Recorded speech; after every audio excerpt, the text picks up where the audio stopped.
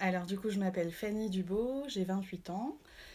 Dans la vie, je suis chargée de communication et puis là, je suis candidate donc sur la troisième circonscription. J'étais déjà candidate pour EELV en 2012 et là, je suis candidate EELV toujours. J'ai pas changé de parti, mais je suis soutenue par le Parti socialiste parce que j'ai fait la campagne de Benoît Hamon pardon, au présidentiel et donc on continue dans la même lancée, dans la même dynamique et avec le même projet. Pour Europe Écologie Les Oui. Verts dans le Rhône, donc à Lyon, il n'y a que Ouais. moi qui ai le soutien du PS. Il y en a un dans la 10e circonscription, ce qui est l'Ouest lyonnais, qui a le soutien du PS local. Et puis, c'est, je crois, encore en discussion pour la première. En fait, c'est plus parce que la première circonscription a été réservée, c'était un accord national avec le PRG. Puis finalement, il n'y a plus de candidat PRG. Alors, la 45, c'est un vieux projet. Je crois que ça fait 40 ans qu'on en parle. Donc, c'est une autoroute entre Saint-Étienne et Lyon. À savoir qu'il existe déjà une autoroute entre Saint-Étienne et Lyon qui s'appelle la 47. Du coup, nous, écologistes, on est opposés de tout temps à la construction d'une nouvelle autoroute parce que non seulement on n'en a pas besoin puisque la 47 existe déjà, en plus, qui dit nouvelle autoroute dit trafic supplémentaire et donc pollution supplémentaire. Quand on sait qu'il y a 38 000 décès par an dus à la pollution de l'air en France, ça ne nous paraît pas utile. Et par ailleurs, cette A45 traverserait notamment dans l'ouest lyonnais un certain nombre de terres agricoles. Donc il y a des paysans qui travaillent dans l'ouest lyonnais pour notamment nourrir les Lyonnais et les Stéphanois. Et donc bétonner ces terres agricoles, ça ne nous pourrait pas du tout aller dans le sens voilà, de la marche et des enjeux du XXIe siècle. Donc non, nous, ce qu'on propose, c'est à la fois de réhabiliter la 47, parce qu'effectivement, il y a quelques soucis de sécurité, etc. Donc faire des travaux sur l'existant plutôt de créer une nouvelle autoroute. Et puis étudier la possibilité de faire une sorte de RER entre Lyon et Saint-Étienne, parce que là, il y a déjà une ligne de TER qui existe, mais qui est très souvent bondée, très souvent en retard. Donc du coup, vraiment investir pour améliorer cette liaison, parce que c'est vrai qu'il y a beaucoup de gens de Saint-Étienne qui viennent travailler sur Lyon et qui aujourd'hui sont pas forcément en sécurité sur la 47, sont dans des TER bondés. Donc je dis pas qu'il faut rien faire, pas faire la 47, la 45 mais rien faire, mais il faut voilà, aussi étudier les possibilités alternatives et renforcer les transports en commun. Et après du coup, si je suis élue députée, il y a l'État qui finance une grande partie de la 45 à hauteur de 132 millions d'euros, je crois, tout comme la région et le département de la Loire. Et donc, je ferai tout pour que ce financement n'ait pas lieu, quoi. Puis j'espère en convaincre d'autres. Mais c'est un combat. Et moi, la partie qui me touche le plus dans ce combat, c'est le combat pour les terres agricoles, quoi. Je sais que les paysans sont très mobilisés et ça a été aussi un combat écolo de tout temps. Les paysans se sont mobilisés au Larzac, ils se mobilisent à Notre-Dame-des-Landes. Donc voilà, ça fait partie de ces grands combats écolos.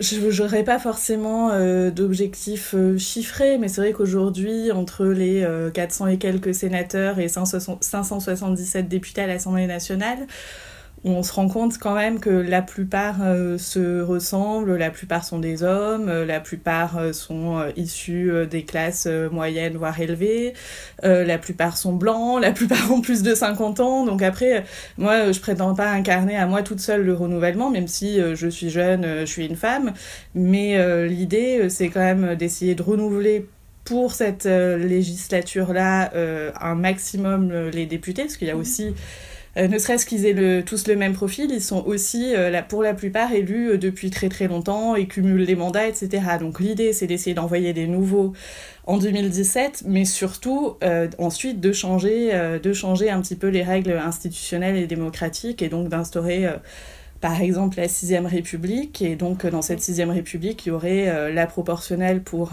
l'élection des députés.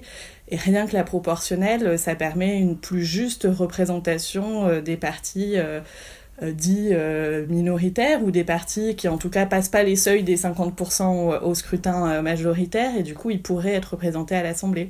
On pourrait aussi, je sais qu'Yannick Jadot proposait pour la présidentielle, en plus d'imposer évidemment la parité, même si là aujourd'hui il y a une loi sur la parité qui fait que quand un parti politique ne respecte pas la parité, doit payer une amende, mais en fait, ça suffit pas parce que la plupart des partis politiques paient cette amende, donc finalement, ça les dissuade pas forcément. Je sais que là, je crois qu'à ces législatives-là, il y a que 2 partis qui respectent la parité, c'est Europe Écologie Les Verts et En Marche.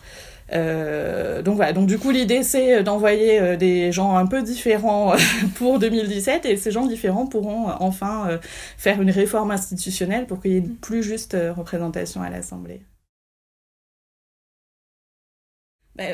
Fessenheim, nous, c'est vrai que c'était... je sais pas si François Hollande a un jour voulu l'arrêter. En tout cas, c'était dans l'accord entre Europe Écologie Les Verts et le PS en 2012.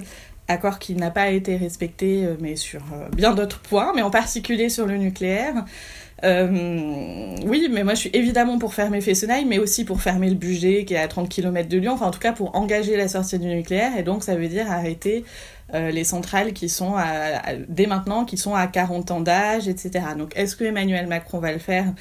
Je ne sais pas, et j'ai envie de dire que ça suffira pas, il faudra pas juste arrêter Fessenheim, parce que pendant qu'on arrête Fessenheim, on est en train de construire un autre EPR à Flamanville. Donc moi je suis pour la sortie intégrale, progressive, mais intégrale du nucléaire. Donc il suffit pas de fermer une vieille centrale pour en construire une nouvelle autre. Pour moi, il faut engager la transition énergétique et donc sortir du nucléaire. Et c'est une décision politique, quoi. C'est pas juste on va fermer quelques vieilles centrales, même si ça serait, je le saluerais sans aucun souci si ça se faisait, parce que ça serait déjà un premier pas. En France, il y a quelques centrales qui ont déjà fermé, quelques réacteurs qui sont en cours de démantèlement, mais on n'a jamais vraiment engagé la sortie du nucléaire. Emmanuel Macron, il y a quand même, je pense, beaucoup de gens de gauche qui ont voté pour lui. Il se retrouve finalement avec un Premier ministre de droite qui ne plaît pas particulièrement aux écolos, parce qu'il a été, entre guillemets, VRP chez Areva pendant des années. Et oui, effectivement, pour l'aéroport de Notre-Dame-des-Landes, qui... c'est un peu le même schéma que pour la 45, c'est-à-dire qu'il y a un aéroport qui est existant à Nantes, qui nécessite peut-être un agrandissement, un arrangement des pistes, etc. Mais non, il y avait... à l'époque, c'était Jean-Marc Ayrault qui avait son grand projet d'aéroport, pareil, depuis 40 ans, qui n'a jamais pu se faire, qui suscite énormément d'opposition, qui se fait sur des zones humides et donc qui détruisent la biodiversité. Enfin bon, bref, donc moi je reste toujours évidemment totalement opposée à l'aéroport de Notre-Dame-des-Landes. Je ne sais pas ce que va faire Édouard Philippe, parce que je pense que le nouveau ministre de la Transition écologique, Nicolas Hulot, lui aussi est un écologiste, et donc lui, je pense que dans son fort intérieur est contre cet aéroport. Il est d'ailleurs allé plusieurs fois sur le site de Notre-Dame-des-Landes pour manifester son opposition. Après, qu'est-ce que ça va donner ? J'en sais rien. Je savais que je suis assez interrogative sur ce gouvernement fait de briques et de brocs. Ce sont des personnes, mais... fait de personnalités tellement différentes, avec des opinions tellement différentes sur les mêmes sujets, que je sais pas comment on va pouvoir avoir une cohérence politique et une ligne claire. J'avoue que pour l'instant, je suis assez dubitative et interrogative, en tout cas. Même si je suis contente qu'il y ait un écologiste qui soit ministre, mais après, s'il n'a pas de pouvoir, de budget, rien pour pouvoir agir, ça n'aura pas servi à grand-chose. Ça rejoint un petit peu la première question sur la représentation démocratique. C'est que aujourd'hui, il n'y a pas de statut de l'élu. Donc souvent, on se fait élire. Les gens un peu plus âgés que moi, on va dire 40-45 ans, on se fait élire. De bonne foi, on abandonne son travail et puis on se consacre à son mandat.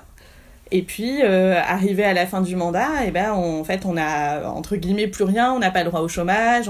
Donc, sans statut de l'élu, beaucoup ont tendance à cumuler, en tout cas, ça c'est pour le cumul dans le temps, et du coup, à faire 1, 2, 3, 4, 5 mandats d'affilée. Et je pense que ça, c'est pas très sain, c'est pas sain pour une démocratie. Il me semble qu'on devrait avoir un statut de l'élu, ce qui fait qu'on peut faire un mandat et puis retrouver un certain nombre de droits sociaux à la sortie du mandat et pouvoir retourner à la vie civile sans trop de difficultés, et que du coup il y ait un turnover dans nos représentants. Je dis pas forcément, je suis pas pour le mandat unique, on peut faire un mandat pour se former, un deuxième mandat pour vraiment affirmer, mener des politiques, et puis à la fin du mandat, former les nouveaux. Mais voilà, je pense que la démocratie, de toute façon, il faut que ça respire, il faut que le plus de personnes possible passent un jour en responsabilité. Et donc voilà, pourquoi je suis opposée au cumul des mandats, cumul dans le temps, mais aussi cumul dans l'espace. Pour moi, on peut pas faire à temps plein un mandat de député tout en étant aussi conseiller régional ou conseiller municipal. Je pense que quand on est élu, on a une responsabilité, ce sont les citoyens qui nous l'ont donné, et donc faut assumer sa charge et faire qu'un seul mandat en même temps. Alors, la Ve République, à l'heure actuelle, je ne sais pas si on respecte forcément la lettre de la Constitution, mais en tout cas, l'esprit de la Constitution et de la Ve République, c'est le monarchisme républicain, on va dire, avec un président qui est quand même au cœur de tout, un gouvernement exécutif au cœur de tout, et un parlement un petit peu en retrait. Déjà, moi, je pense qu'il ne faut pas que le gouvernement puisse gouverner par ordonnance. Il faut toujours que les lois ou tout ce qui va réformer notre pays passe devant les députés, les représentants du peuple, parce que les ministres, ils n'ont pas été élus, ils ont été nommés par le président, enfin par le président nomme le Premier ministre et le Premier ministre nomme les ministres, donc ils sont pas là pour gouverner par ordonnance ou pour utiliser, comme on l'a vu avec la loi El Khomri, le 49.3, et donc forcer le Parlement à se prononcer sur un texte sans amendement, etc. Donc voilà, redonner la Sixième République, pour moi, c'est redonner plus de pouvoir au Parlement, qui sont les vrais représentants du peuple. Donc c'est ce que je disais tout à l'heure avec la proportionnelle, etc. Et puis un pouvoir renforcé pour le Parlement. Et c'est aussi innover en laissant la possibilité aux citoyens, eux aussi, de proposer des propositions de loi. C'est ce que Benoît Hamon défendait pendant la présidentielle. Il parlait, lui, dans 49.3 citoyens. Donc du coup, plutôt que ça soit le gouvernement qui impose ses lois au Parlement, ça serait les citoyens qui, alors il faudrait définir un chiffre, je ne sais pas, s'il y en a 10 000 qui se mettent d'accord sur une proposition de loi, elle peut arriver devant le Parlement. Donc c'est redonner plus de place à la démocratie aux parlementaires et aux citoyens. Après, moi, je n'ai pas, j'ai pas en tête ce que pourrait être la constitution de la Sixième République. C'est évidemment... c'est quelque chose qui prendrait du temps et qui devrait être discuté avec à la fois des experts, des citoyens, des anciens parlementaires, etc. Je pense que c'est un grand chantier. Je sais que Mélenchon, lui, pense à une assemblée constituante tirée au sort pour pouvoir engager tout ça. Moi, je n'ai pas forcément d'avis sur comment ça va se faire, mais je pense que c'est un vrai chantier à lancer et très rapidement. Oui, je pense que aujourd'hui, il va falloir revaloriser un certain nombre d'allocations, et notamment l'allocation pour les adultes handicapés. Donc le handicap, c'est une question peut-être quand même de moyens pour vivre, parce que quand on est une personne handicapée, on a parfois la possibilité de travailler, parfois pas la possibilité de travailler. On se sent souvent un petit peu à la charge de la société. Moi, j'aimerais, mais c'est un projet écologiste émancipateur pour tout le monde, en fait. Parce que là, vous me posez la question pour les personnes handicapées. La question de l'augmentation des allocations ou du revenu universel ou de l'allocation jeunesse, c'est la question de l'émancipation de toutes les personnes qui peuvent parfois se sentir en décalage avec la société. Donc, du coup, ça serait augmenter ces allocations pour leur permettre de s'émanciper. Et ensuite, je crois que pour les personnes en situation de handicap, nous, on voudrait aussi créer des maisons sur le territoire, des maisons d'écoute, de partage, pour qu'il y ait un petit peu plus de lien social qui se crée et que les personnes ne soient pas forcément toujours isolées chez elles. Alors, donc la sortie du diesel, ça veut dire que la France prend ses responsabilités et arrête de construire des voitures diesel, qui sont les voitures qui polluent le plus, qui émettent le plus de particules fines, arrête d'en vendre, et puis fasse en sorte qu'il n'y ait plus de véhicules diesel qui circulent sur le territoire en mettant des écotaxes, etc.